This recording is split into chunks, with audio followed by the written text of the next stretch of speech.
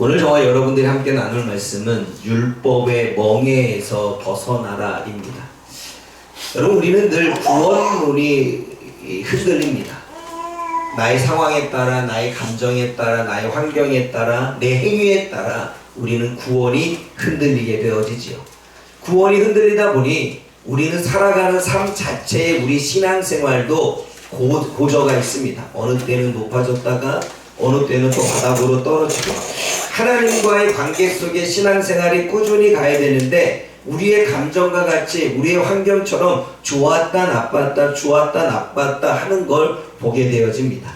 그러지 않기 위해서는 오늘 저와 여러분들이 이 복음의 말씀, 특별히 로마서의 7장과 8장의 말씀을 통하여 확실하게 구원론을 정립하고 율법의 의미를 깨달을 때 저와 여러분들이 지금 살아가는 삶이 구속이 아니라, 억압이 아니라, 압제가 아니라 자유함 속에, 기쁨 속에 신앙생활을 하게 될 것입니다. 그러면 우리는 먼저 율법에 대한 것을 살펴보기를 원합니다. 율법이 뭐냐라고 말할 때 히브리어서는 토라라고 말하고 헬라어로는 노모스라고 말합니다. 이 의미를 말하면 가르치다 또는 지도하다라는 의미를 가지고 있습니다. 그러니까 율법은 우리들에게 가르침을 주는 거고 우리의 삶을 지도하는 것입니다. 하나님이 모세에게 율법을 주셨죠. 모세에게 율법을 주신 이유는 그 당시에 이스라엘 백성들에게 법을 주신 것입니다. 규범을 주신 거지요. 질서가 없는 이스라엘 백성들, 법이 없는 이스라엘 백성들, 망나니처럼 막 살 수 있기에, 법이 없으면 질서도 깨고 내 뜻대로 살아갈 수 있기에 주신 것이 율법입니다. 율법을 가르치셨고 지도하셨지요. 그들이 어떻게 살아가야 되는지를 알려주신 것입니다. 그것이 율법이고 법입니다. 그래서 모세오경을 보면 창세기, 출애굽기, 레위기, 민수기, 신명기를 보면 율법에 대한 이야기가 나옵니다. 그리고 그 율법의 전체 이야기가 그 뒤에 나오는 역사의 이야기들을 담고 있지요. 여러분, 하나님의 나라, 하나님의 통치, 하나님의 다스림을 위해서는 법이 필요합니다.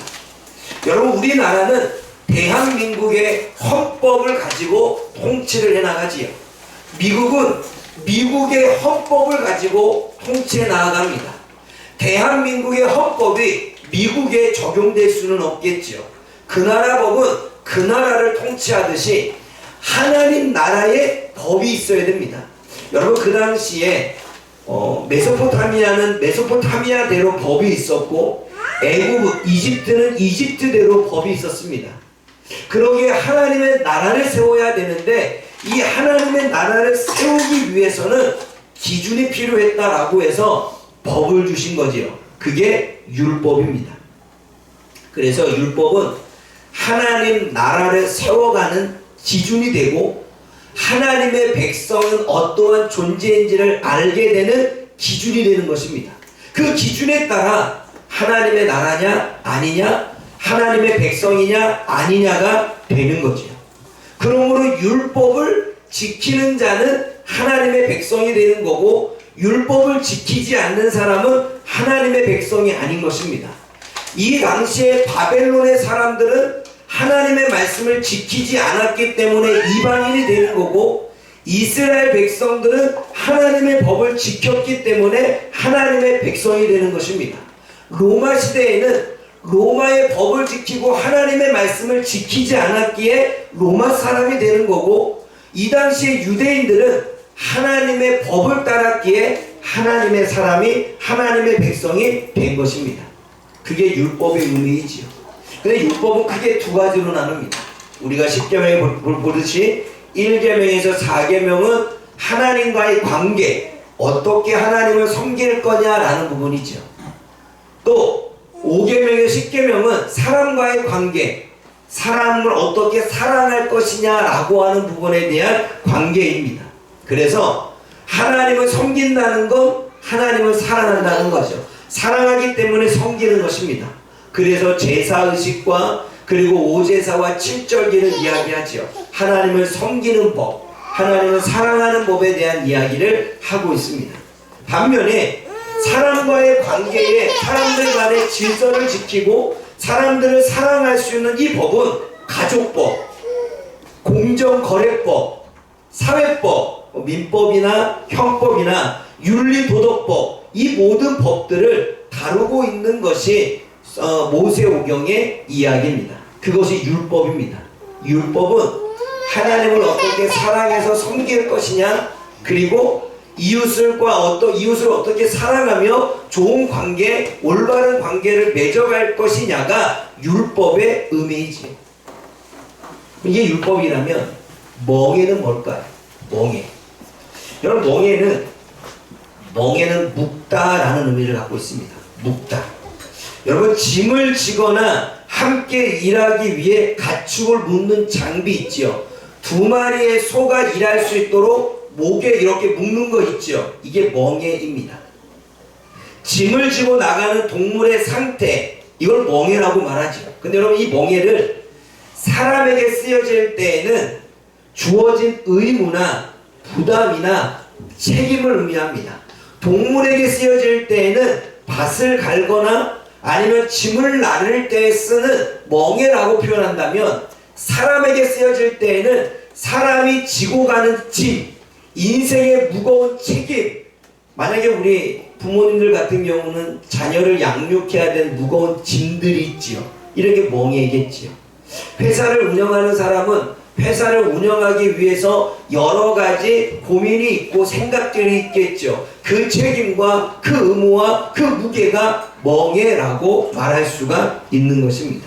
그래서 사람들의 삶에 부과된 의무나 책임을 말하게 되어지죠.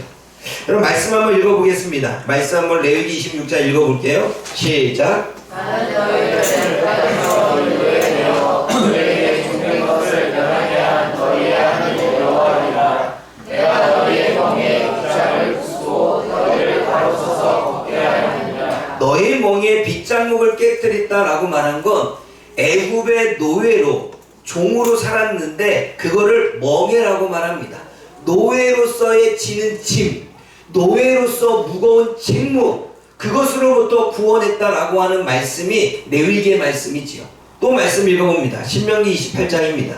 시작. 내가 쥐고 공활고 헐벗고 모든 것이 부족한 중에서 여호와께서 보내사 너를 취하실 정벌을 섬기게 될 것이니 그가 철 멍에를 내 목에 메워 아침에 너를 멸할 것이다. 전쟁에서 패배하게 되면 포로로 잡혀가지요. 포로로 잡혀가게 되면 그 당시에 집을 짓거나 아니면 그 당시에 그 나라에 뭔가 그 엄중한 업무를 행할 때에 노예들을 데려다가 목을 묶어서 그렇게 일들을 시키지요. 그러면 전쟁에 패배하면 노예로 끌려가는 것을 애굽의 노예처럼 철멍에를 내 목에 메었다라고 말하는 겁니다. 그만큼 무거운 짐과 가중된 책임이 부여된다라고 하는 의미이지요.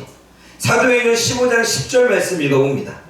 시작. 그런데 지금 너희가 어찌하여 하나님을 시험하여 우리 조상과 우리도 능히 맺지 못하던 멍에를 제자들의 목에 끌었느냐. 이 말씀은 율법학자들이 당신도 지키지 못하는 사람들이 말하는 거죠. 당신들이 지키지 못하던 이 멍에, 이 법을, 이 율법을 제자들의 목에 묶어드렸느냐라고 말할 때, 율법을 지키지 못했는데 왜 그 율법을 지켜야 되는 멍에를, 그 짐들을, 그 부담감을, 그 압박을 주느냐라는 말씀이 본문의 이야기입니다. 그럼 여러분, 율법과 멍에를 합쳐서 율법의 멍에가 뭐냐라는 거죠. 율법의 멍에는 하나님의 말씀으로 백성들에게 짐을 지우는 거지요. 그리고 의무를 부담하고 그리고 책임을 지워서 부담감을 갖고 살아가는 걸 율법의 멍에라고 말합니다. 율법학자들과 바리새인들은 당시에 율법을 가르쳤지요. 율법을 가르치면서 행위를 강조했습니다. 그 행위를 강조하는데 백성들이 가르친 대로 살아가면 좋겠지만 여러분, 우리도 가르치는 대로 살지 못합니다.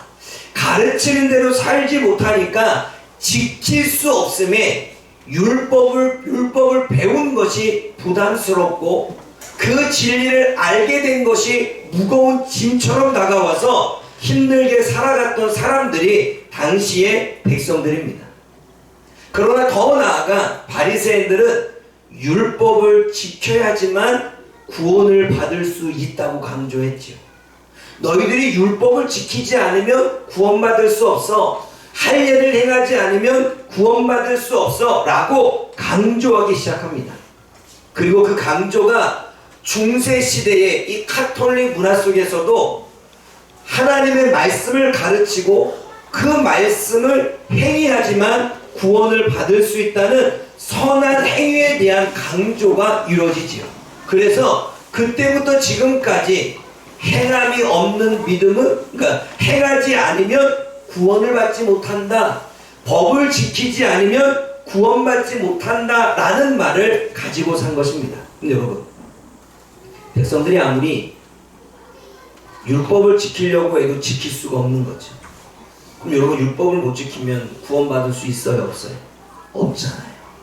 그러니까 아무리 율법을 지키려고 해도 지킬 수 없고, 지킬 수 없는 그 자신의 한계성에 부담을 갖고 구원받지 못했다라고 하는 그 죄책감 속에 살았던 사람들이 그 시대의 사람들입니다. 왜냐하면 성경에 이러한 말씀을 했기 때문에 그렇습니다. 레위기 18장 5절 말씀을 한번 읽어보겠습니다. 18장 5절 시작. 너희는 내 규례와 법도를 지켜라. 사람이 이를 행하면 그로 말미암아 살리라. 나는 여호와이니라. 규례와 법도를 지키지 않으면 살 수 없다는 거예요. 생명을 얻을 수 없다는 것입니다. 그러니 율례와 규례, 이 율법을 지켜야지만 생명을 얻을 수 있다는 생각을 갖게 된 거죠. 갈라디아서 3장 10절 말씀도 읽어봅니다. 시작. 물론 율법에 속한 자들은 저주 아래에 있나니 기록된 바 누구든지 율법책에 기록된 대로 모든 일을 항상 행하지 아니하는 자는 저주 아래에 있느니라. 율법의 말씀 중에 이 말씀이 기록되어 있대요. 율법을 행하지 않으면, 율법을 지키지 않으면, 율법을 따르지 않으면 저주 아래에 있다, 구원받지 못한다, 죽음이다 라는 말이 있었다는 것입니다. 그러기에 유대인들에게는 율법을 지키지 않으면, 그 행위를 행하지 않으면 구원받을 수 없다는 생각이 팽배했지요. 그래서 백성들에게 율법을 강조했고 율법의 책임을 부여했고 그대로 행하지 않으면 구원받지 못한 것이기에 자꾸 짐들을 지었지요. 하나님의 말씀으로 짐을 지었고 하나님의 말씀으로 책임을 부과했고 하나님의 말씀으로 의무를 행하게 했고 하나님의 말씀이 부담으로 다가오게 했다는 것입니다. 그게 율법의 멍에입니다. 유대인들은 율법을 지켜야지만 의롭게 되고 의롭게 되어야지 구원을 받을 수 있다라고 믿고 있었습니다. 그런데 유대인들조차도, 바리새인들과 서기관들조차도 율법을 지키지 못했기에 그들은 율법이 무거운 짐이었고 부담스러운 말씀이었습니다. 여러분, 저와 여러분들은 왜 하나님의 말씀이 부담되어집니까? 말씀대로 살지 못하기 때문이지요. 그 말씀을 들으면 들을 때마다 우리는 부담스러워지고 책임이 가중되어지고 그리고 우리들의 신앙생활이 자유롭지 못합니다. 그게 율법의 멍에이지요. 또 율법의 멍에는 내가 하나님의 말씀을 지키지 않으면 구원받지 못할 거라고 하는 생각들을 가지고 있는 게 율법의 멍에이지요. 내가 하나님의 말씀대로 살지 못하면 나는 벌 받을 거야 라고 하는 생각도 율법의 멍에이지요. 마치 하나님의 말씀을 지키지 않으면 내 인생이 잘못되는 거 아니야? 라고 하는 생각을 갖는 것도 율법의 멍에입니다. 그 율법의 멍에 속에 우리는 억지로 신앙생활하고 우리는 예배를 드리는 것도 벌받지 않기 위해 예배를 드리고 하나님 앞에 헌신하고 봉사하는 것도 율법을 지키지 않으면 의롭게 되는 것도 아니고 구원받지 못하는 거니까 억지로 힘이 들어서도 기쁘지 않지만 행하는, 그렇게 신앙생활이 행복하지 않고 즐겁지 않고 기쁘지 않은 가운데 무거운 짐이 되고 해야만 하는 책임에 부과해서 억지로 행하는 일들이 우리 안에 있었습니다. 지금도 그렇게 신앙생활을 하고 있습니다. 근데 오늘 제목이 무엇입니까? 율법의 멍에에서, 율법의 짐에서, 율법의 책임에서 벗어나라는 것입니다. 그러기 위해서는 우리가 율법의 정신을 좀 알아야 됩니다. 그 우리가 오해하는 게 뭐냐? 율법을 오해하는 게 뭐냐라는 거죠. 그 율법을 오해하는 게 율법을 해라, 하지 마라 라는 규범과 금지 사항으로만 생각합니다. 해야만 하는 거, 하지 말아야 되는 거, 우리의 삶을 제재하고 규범하고 금지하는 거로만 생각합니다. 근데 여러분, 율법을 주신 이유는 하나님과 이웃과 바른 관계를 맺기 위해 율법을 주는 거예요. 어떻게 하나님을 사랑하느냐, 어떻게 하나님을 섬기느냐, 어떻게 이웃과 관계를 맺느냐, 어떻게 이웃을 사랑하느냐를 위해서 율법을 주신 거지, 해라, 하지 마라, 우리의 삶의 제재와 규범과 금지하기 위해서 율법을 주신 게 아니라는 거예요. 이게 우리의 첫 번째 오해입니다. 무조건 율법을 들으면, 말씀을 들으면 거부감이 일어나는 이유가 거기에 있습니다. 두 번째는 율법을 철저히 지켜야지만 구원을 받을 수 있다는 생각입니다. 여러분, 율법을 지켜야 구원받는 것이 아니라 예수님을 믿어야 구원을 받습니다. 우리가 아무리 착한 일을 해도 예수님의 구원의 은혜가 없으면 우리는 구원받지 못합니다. 우리가 이 땅에서 아무리 선한 일을 해도 우리는 그 선한 일 때문에 구원을 받는 게 아니라 하나님의 은혜 때문에 구원을 받는 것입니다. 여러분, 그리고 우리는 선한 일을 100% 할 수 없습니다. 생각이 못하고 마음이 못돼서, 그리고 우리는 아직도 죄를 행할 수밖에 없는 죄성들이 우리 안에 있어서 우리는 선한 일, 착한 일을 할 수 없습니다. 남에게 선한 일을 한 것처럼 보여요. 그를 위해 도와줬어요. 그런데 결국은 내가 나를 잘 보이기 위해서, 내가 나를 착한 사람 보이기 위해서 선한 일을 했다면 그것은 그 사람을 위해서 한 게 아니라 누구를 위해서 한 거예요? 나를 위해서 한 거지. 그러므로 우리는 선한 일조차도 나를 위한 이기심이 있기에 그것이 선한 행위라고 볼 수 없지요.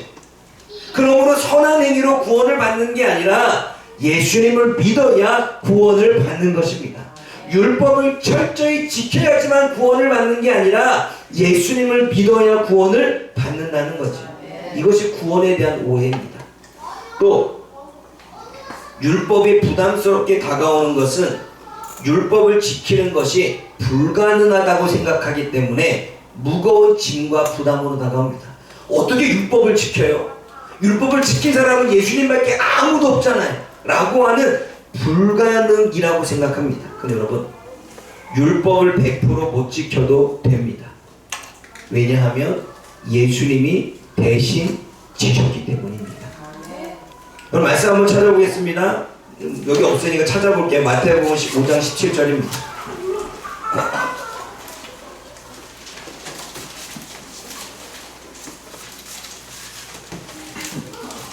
마태복음 5장 17절 말씀을 한번 찾아봅니다. 시작. 내가 율법이나 선지자를 폐하러 올 줄로 생각하지 말라. 폐하러 온 것이 아니요 완전하게 하려 함이라. 예수님이 율법을 반대한 자가 아니라 율법을 완성하신 것입니다. 어떻게? 율법을 완성했다는 것은 그 누구도 율법을 지킬 수 없습니다. 세상에 100% 선한 행위를 가지고 의롭게 될 만한 사람은 아무도 없습니다. 그러기에 선하신 예수님이 대신 십자가를 지심으로 저와 여러분들이 못한 율법을, 우리가 지키지 못하는 그 선한 행위를 예수님이 다 지키신 것입니다. 그래서 예수님은 율법을 패한 게 아니라 율법을 완성해서 우리에게 짐을 지우지 않은 것입니다. 그래서 예수님은 이 말씀을 하셨습니다. 마태복음 11장 30절.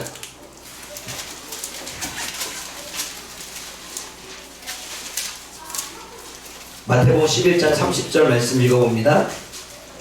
시작. 내 멍에는 씻고 내 짐은 가벼우리라 하시니라. 뭐라고 말합니까? 그동안에 네가 율법과 함께 멍에를 지고 살았다면 그 짐이 얼마나 무거웠느냐. 율법을 못 지키는 그것이, 율법을 행하지 못하는 그 삶이, 율법 때문에 구원받지 못하는 그 너희들의 인생이 얼마나 힘들었느냐. 그런데 내가 지우는 멍에는, 내가 지우는 짐은 가볍다고 말합니다. 왜 가벼울까요? 예수님이 대신 지셨기 때문에 그렇습니다. 그러므로 우리는 예수님을 믿으면 우리들의 율법의 짐은 가볍습니다.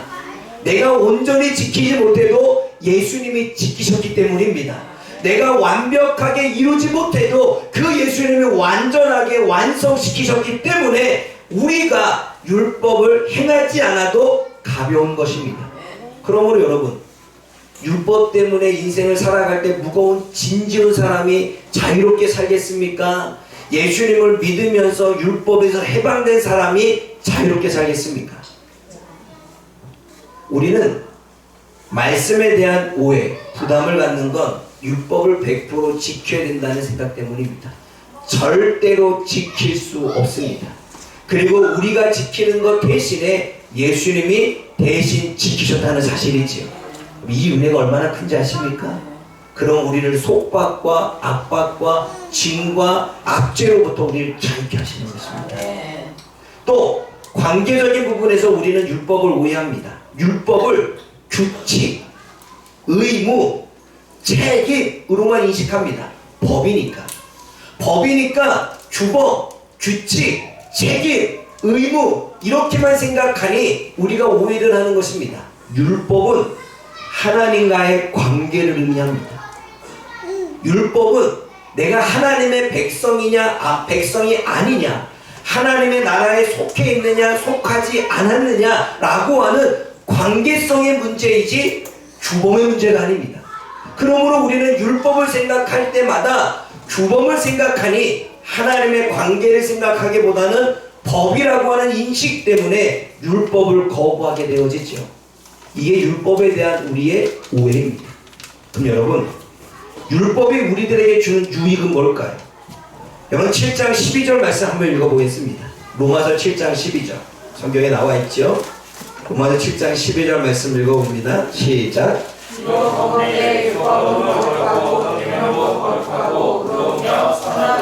율법은 거룩하대요. 계명도 율법이죠. 계명도 거룩하대요. 의롭고 선하대요. 여러분, 율법이 우리에게 선을 줍니까? 우리를 얼마나 힘들게 합니까? 우리를 얼마나 죄의 옥죄이고 우리가 자유롭지 못하게 하고 우리가 구원받지 못한 것에 대한 책임을 가지고 살게 하는 죄의 율법이 얼마나 우리로 하여금 괴롭게 했습니까? 그런데 그 율법이 우리들에게는 선하고 아름답고 의롭다고 말합니다. 유익하대요. 왜냐하면 율법은 하나님이 원하시는 삶의 모습, 그 모습을 우리에게 제시하고 올바른 가치관을 줍니다. 율법은요, 하나님이 원하시는 삶이 뭔지, 그리고 하나님이 원하시고 생각하고 있는 그 가치관이 뭔지를 우리들에게 가르쳐주는 게 율법의 유익입니다. 로마서 7장 4절을 보면 율법은 하나님의 마음과 하나님의 뜻과 하나님의 의도를 알게 합니다. 여러분, 우리가 하나님의 뜻을 알고 싶죠? 율법이 하나님의 뜻을 알게 해요. 어떻게 하나님의 나라를 세운 것인지, 어떻게 하나님을 섬겨야 하는 것인지, 어떻게 이웃과 바른 관계를 맺어야 되는지, 하나님의 백성이라면 어떻게 살아야 되는지, 하나님의 마음과 하나님의 뜻과 하나님의 의도를 알려주는 것이 율법입니다. 그러기에 율법은 우리들에게 유익한 것이에요. 또 율법이 왜 유익합니까? 여러분, 율법은요, 법이잖아요. 우리도 우리조차 무슨 죄를 짓고 있는지 몰라요. 여러분, 우리가 나는 죄를 짓지 않았어, 나는 죄를 안 진 것 같아, 내가 그런 마음으로 산 적이 없는데, 그런데 하나님의 말씀을 비춰보면 순간 나도 욕심이 있었네, 순간 사람을 위해서 했는데 사람을 위한 게 아니라 나를 위해서 한 거네. 아, 내가 저 사람을 위해서 뭔가를 도와주는 것 같았지만 저 사람을 위해서 도와준 게 아니라 내 이기심이 내 안에 있었네. 스스로 깨닫게 되어지죠. 율법은 나조차도 내가 알지 못하는 죄, 나조차도 내가 느끼지 못하고 있는 죄, 나조차도 내가 잘못 살고 있는 그 부분을 어떻게 해요? 인식하게 하는 거예요. 인식. 그게 바로 로마서 7장 7절이죠. 7장 7절 읽어봅니다. 시작. 그런즉 우리가 무슨 말을 하리요? 율법이 죄냐? 그럴 수 없느니라. 율법으로 말미암지 않고는 내가 죄를 알지 못하였으니 곧 율법이 담내지 말라 하지 아니하였더라면 내가 당신을 알지 못하였으리라. 여러분, 율법은 우리를 구속하고 우리에게 짐을 지우고 우리의 삶을 무겁게 하는 게 아니라 율법은 우리를 가볍게 하는 것입니다. 율법은 우리 안에 감춰진 나조차도 모르는 드러나지 않은 나의 숨겨진 죄를 보게 하셔서 인식하게 하셔서 내가 이 문제 때문에 내가 관계가 문제가 있었구나. 이 문제 때문에 내가 하나님 앞에 온전히 나가지 못했구나. 이 문제 때문에 내가 여러 가지 일들이 삶에서 꼬였구나 라고 알게 해주는 것입니다. 그러게 율법은 우리들에게 유익한 것이에요. 또 율법은 자신을 넘어 이웃에 대한 이타적 마음을 주고 질서를 유지하게 합니다. 여러분, 율법은 두 가지가 있다고 했잖아요.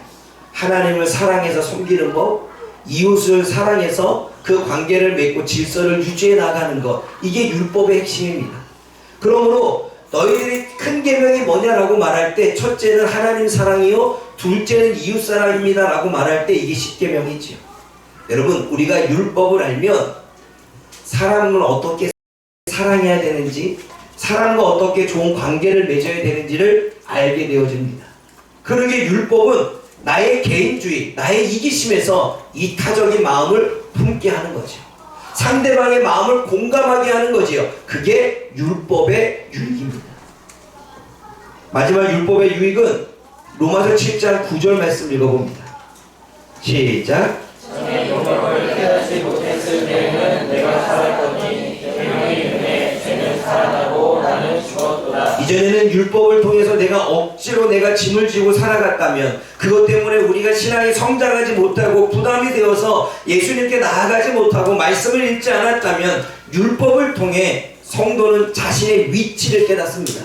내 신앙의 수준이 어딘지, 그리고 신앙의 성장의 발판이 되어집니다. 그러면 율법은요, 내 신앙의 위치가 어딘지를 알게 하고 그 율법 때문에, 그 가르침 때문에 내가 신앙을 성장할 수 있도록 도와줍니다. 이게 율법입니다.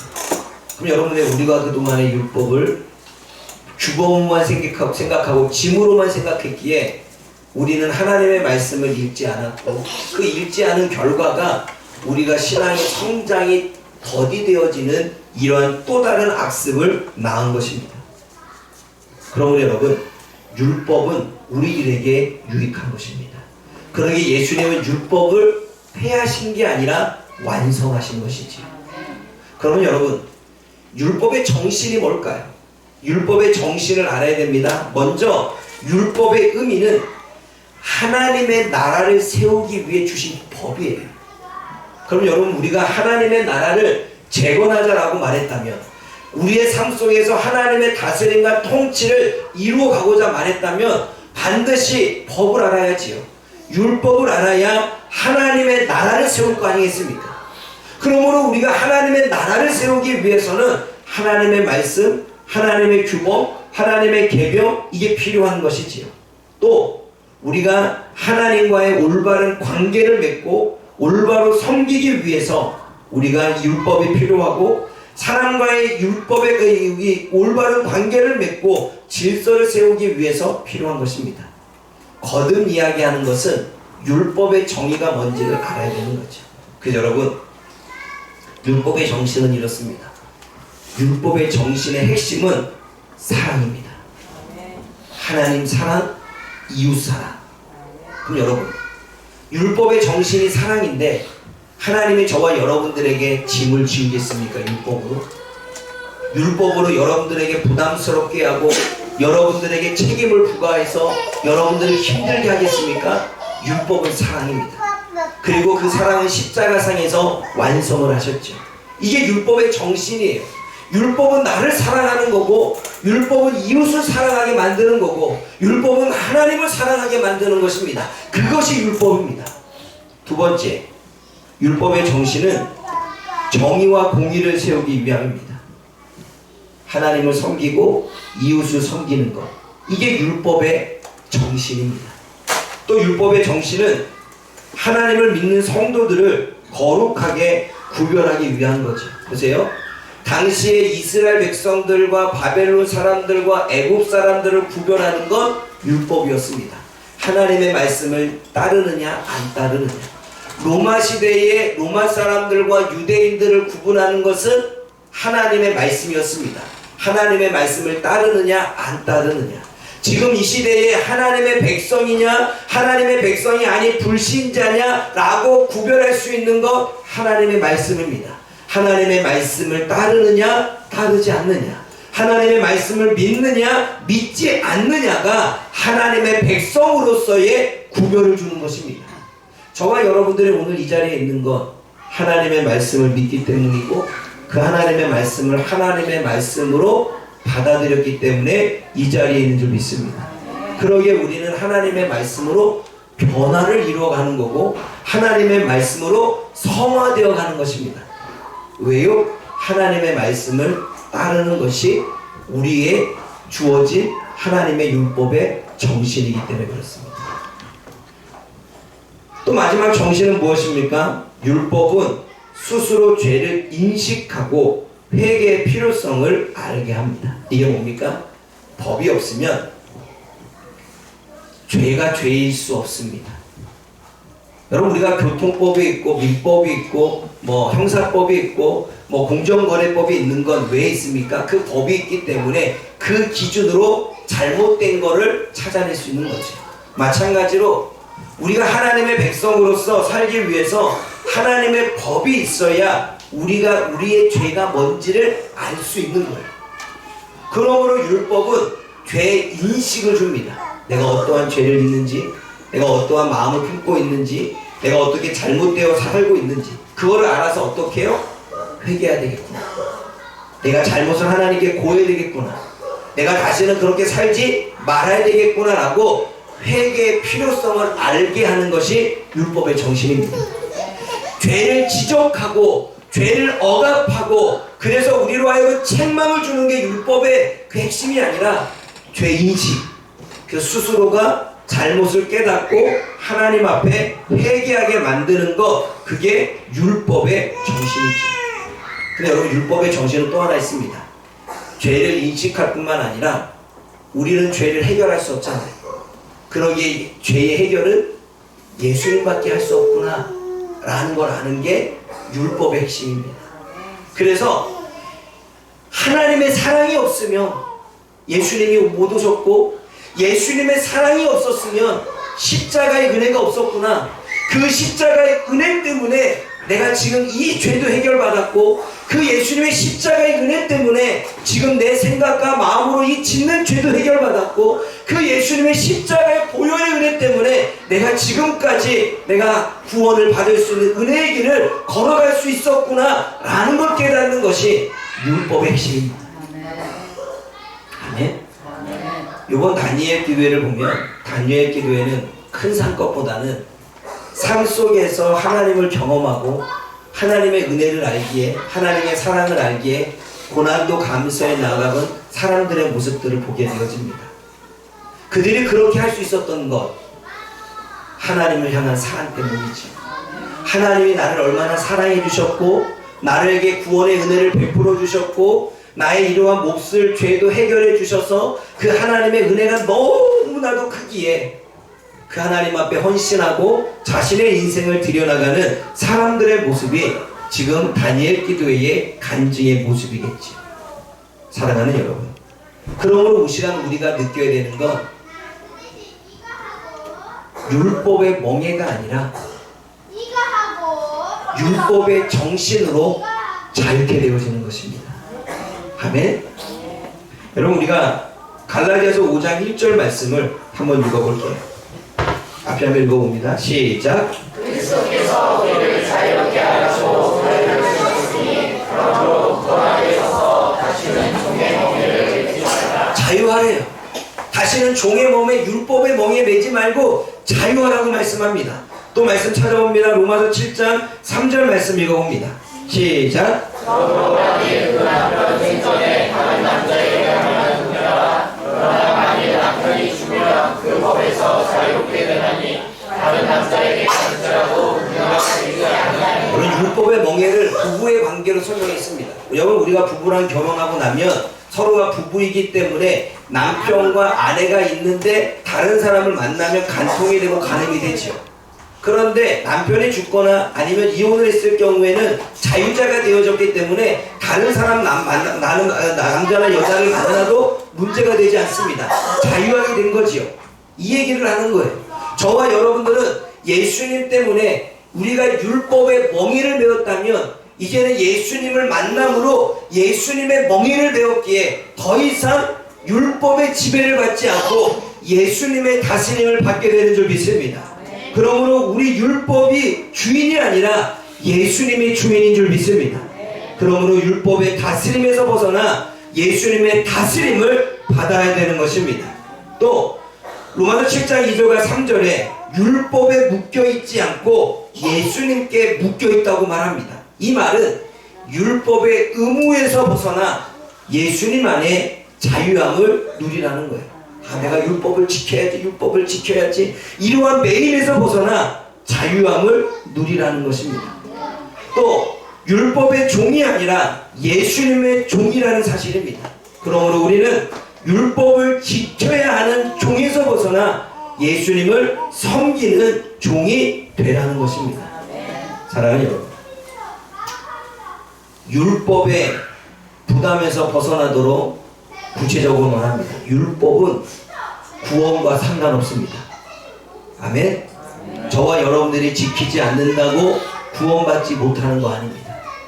또 율법은 하나님이 저와 여러분들을 미워하기 때문에 징계한다. 율법을 안 지켰다고 하나님이 우리를 미워하시면서 징계한다, 벌 내린다, 그러지 않습니다.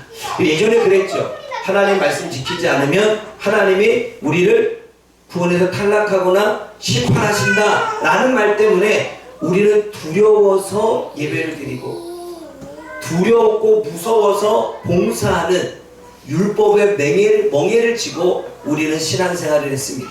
근데 여러분, 하나님은 우리들에게 예수님을 통해 짐을 가볍게 하셨다고 말씀하셨잖아요. 그러면 이제는 우리가 벌받기 위해서 예배를 드리거나 벌받기 싫어서 우리가 뭔가 하나님 앞에 벌받기 싫어서 우리가 뭔가 헌신하거나 봉사하지는 말아야 되는 겁니다. 이제는 그러한 율법의 멍에로부터 벗어나야 됩니다. 아멘. 여러분, 누가복음 4장 18절 말씀을 한번 읽어보겠습니다. 시작. 제 성령이 내게 임하셨으니 이는 가난한 자에게 복음을 전하게 하시려고 내게 기름을 부으시고 나를 보내사 포로된 자에게 자유를 음모한 자에게 다시 보게 하며 눌린 자를 자유롭게 하고. 여러분, 성령이 임하면 우리가 자유롭게 신앙생활을 합니다. 그 성령께서 율법의 매임에서 벗어나게 하고 율법의 묶임에서 벗어나게 하고 율법의 짐에서 벗어나게 해서 우리를 자유롭게 믿게 합니다. 여기서 말하는 자유는 방종이 아닙니다. 그리스도 안에서 자유로운 신앙생활을 이야기하죠. 그럼 여러분, 이제 마지막으로 말씀을 맺습니다. 우리가 율법을 그러면 왜 지켜야 되는 것입니까? 우리가 왜 율법을 따라야 될까요? 율법을 지키지 않으면 구원받지 못해서, 율법을 지키지 않으면 하나님이 우리를 심판하니까 우리가 그렇게 율법의 멍에에 매여서 율법을 지켜야 됩니까? 그거 아닙니다. 지금부터 저와 여러분들은 이 가치관을 가지고 살아야 됩니다. 성도는 구원을 받기 위해 율법을 지키는 게 아니라 예수님의 사랑으로 구원을 받았기 때문에 율법을 지키는 것입니다. 구원을 받기 위해 율법을 지켜야 된다면, 여러분, 우리는 율법을 지키지 않으면 구원받지 못한다는 생각과 짐 때문에 우리는 올바로 신앙생활을 할 수 없습니다.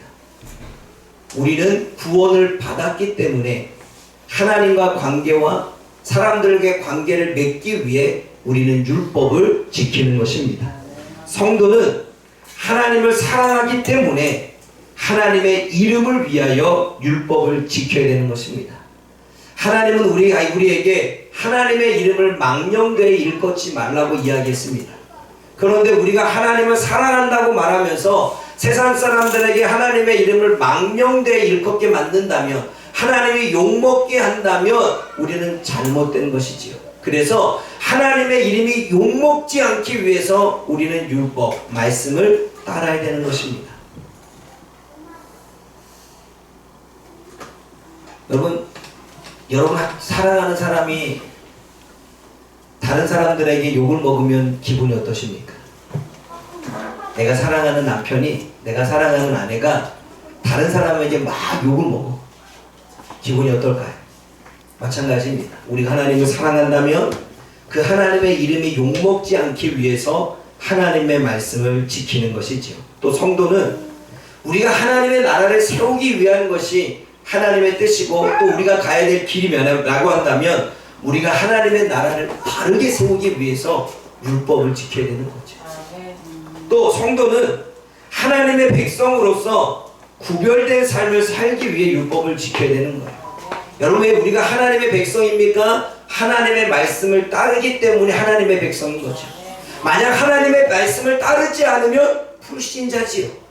우리가 하나님의 백성 된 것은 하나님의 말씀을 따르기 위해서입니다. 그러므로 우리가 세상의 불신자들과 구별되는 것은 하나님의 말씀을 따르는 것이지요. 그래서 하나님의 백성으로 구별된 삶을 살기 위해서 율법을 지키는 것입니다. 또 왜 우리가 율법을 지켜야 됩니까? 세상 사람들로 하여금 손가락질 받지 않기 위해서입니다. 우리가 뭔가 의무가 부여되고 책임이 가중되고 구원받기 위해서가 아니라 세상 사람들로 하여금 손가락질 받지 않기 위해서 우리가 말씀을 지켜야 되는 거예요. 마지막으로 성도는 하나님의 명령인 이웃을 사랑하기 위해 율법을 지키는 것입니다. 왜냐하면 율법은 이웃을 사랑하는 법에 대한 이야기를 가르치고 있기에, 우리가 이웃을 사랑하는 것이 사명이기에 우리가 이웃을 사랑하기 위해 율법을 지키는 거죠. 아멘. 그것이 로마서 7장 4절에 뭐라고 말씀합니까? 읽어봅니다. 로마서 7장 4절 시작. 그러므로 내 형제들아, 너희도 그리스도의 몸으로 말미암아 율법에 대하여 죽임을 당하였으니 이는 다르니 곧 죽은 자 가운데서 살아나신 이에게 가서 우리가 하나님을 위하여 열매를 맺게 하는, 이것이 하나님을 위하여 열매를 맺게 하는 것입니다. 구원을 받았기에 지키고, 하나님의 이름을 위해 지키고, 하나님의 나라를 세워가기 위해 지키고, 내가 불신자와 구별된 삶을 살기 위해 율법을 지키고, 손가락질 받지 않고 이웃을 섬기기 위해 율법을 지키는 것이 하나님을 위하여 열매 맺는 삶이라는 거예요. 사랑하는 여러분, 앞으로 우리는 무거운 짐으로 예배를 드리지 않기를 원합니다. 벌받지 않기 위해서 하나님을 사랑하기 때문에 예배를 드립시다. 여러분, 콘서트장에 가보면 수많은 사람들이 콘서트장에 모여가지고 야광 이걸 흔들면서 열광을 하죠. 그 사람들이 콘서트장에 찾아가는 이유가 무엇 때문일까요? 가수를 사랑하고 아이돌을 사랑하고 뮤지컬을 사랑하고 또 그 사람을 사랑하기 때문에 그 자리에 찾겠죠. 저와 여러분들이 연애할 때 사랑하는 사람이 있었을 때 돈이 없어도 시간이 없어도 그리고 내가 좀 피곤해도 그 사랑하는 사람을 만나기 위해 찾아갔죠. 왜요? 사랑하니까.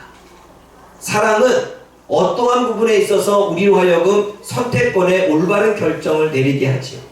우리가 하나님을 사랑한다면, 여러분, 예배를 한번 빼먹는다고 구원에 탈락되지 않습니다. 여러분들이 헌금을 드리지 않는다고 여러분들이 구원받지 않는 거 아닙니다. 여러분들이 봉사하지 않고 섬기지 않는다고 구원받지 못하는 거 아닙니다. 그러한 율법의 짐에서 벗어나십시오. 중요한 건 우리가 주님을 사랑한다면, 주님을 향한 그 사랑이 크다면, 그리고 나를 향한 주님의 사랑이 얼마나 컸는지를 깨달았다면 우리는 당연히 예배를 드리고, 그리고 우리의 입술을 벌려 찬양하고, 그 주님을 위해 우리의 마음으로 헌금도 하고, 그리고 주님을 위해서 내가 받은 사랑이 있기에 헌신과 봉사도 하는 거예요. 사랑이 없이 봉사하면 짐입니다. 사랑을 빼고 예배를 드리면 억압입니다. 사랑을 빼고 하나님 앞에 나아가면 의무입니다. 그러므로 여러분, 그러게 우리는 자꾸 율법에 매여서 힘들고 어렵고 괴롭게 우리들의 신앙생활을 해나가는 거죠. 자유하십시오. 벗어나십시오. 우리는 율법의 종이 아니라 예수님의 종입니다. 하나님을 사랑하기 때문에, 그 사랑을 알기 때문에 그 예수님을 섬길 수 있고 율법을 지킬 수 있는 저와 여러분들 되어지기를 주님의 이름으로 부탁합니다.